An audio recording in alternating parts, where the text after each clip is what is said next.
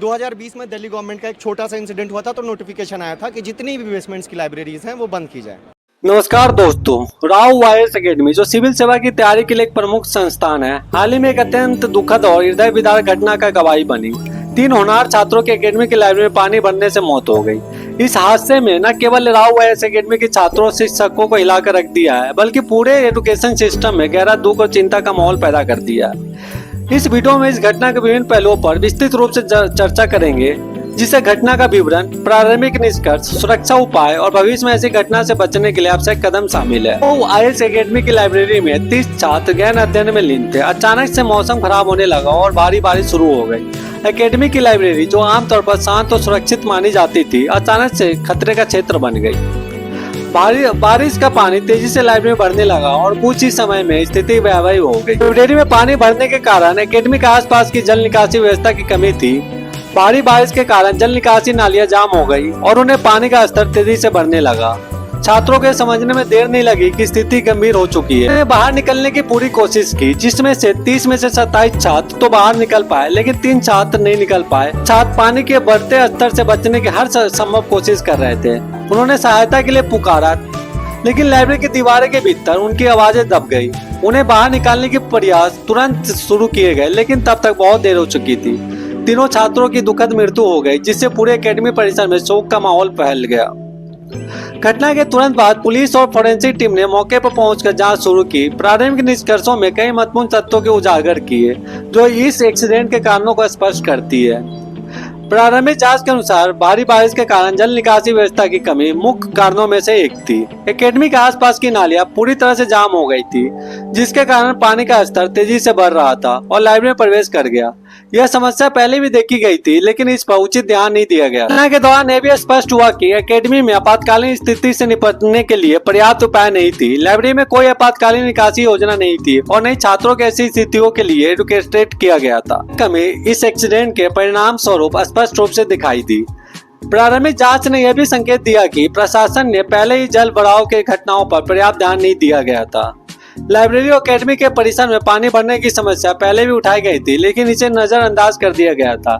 इस लापरवाही का परिणाम 3 निर्दोष छात्रों के मौत के रूप में सामने आई। इस दुखद घटना ने राव एकेडमी की और इसके छात्र, शिक्षकों और कर्मचारियों पर गहरा प्रभाव डाला है। 3 छात्रों की असामयिक मौत ने सभी को हिलाकर रख दिया। यह हादसा न केवल एक व्यक्तिगत एक्सीडेंट है, बल्कि पूरे एजुकेशन प्रणाली के लिए एक चेतावनी है। इन छात्रों के परिवार के लिए एक अत्यंत कठिन समय है। अपने परिवार के बच्चों को इस तरह से खोना किसी भी माता पिता के लिए सबसे बड़े दुख स्वप्न होता है। इस एक्सीडेंट ने शैक्षणिक समुदाय पे सुरक्षा के मुद्दे पर गंभीर सवाल उठाया है। छात्रों की सुरक्षा और उनके अध्ययन के लिए सुरक्षित वातावरण प्रदान करना किसी भी शैक्षणिक संस्थानों की प्राथमिक जिम्मेदारी होती है। इस एक्सीडेंट ने सभी संस्थानों को अपनी सुरक्षा व्यवस्था की समीक्षा करने और आवश्यक सुधार करने के लिए प्रेरित किया है। इस दुखद घटना से हमें कई महत्वपूर्ण सबक मिले हैं। एजुकेशन इंस्टीट्यूशन को छात्रों की सुरक्षा को सर्वोच्च प्राथमिकता देनी चाहिए और उसके लिए बहुत प्रकार के सुरक्षा उपाय अपनाए जा सकते हैं, जैसे कि शैक्षणिक संस्थानों को अपनी जल निकासी व्यवस्था की नियमित जाँच करनी चाहिए और उसे समय समय पर सुधारना चाहिए।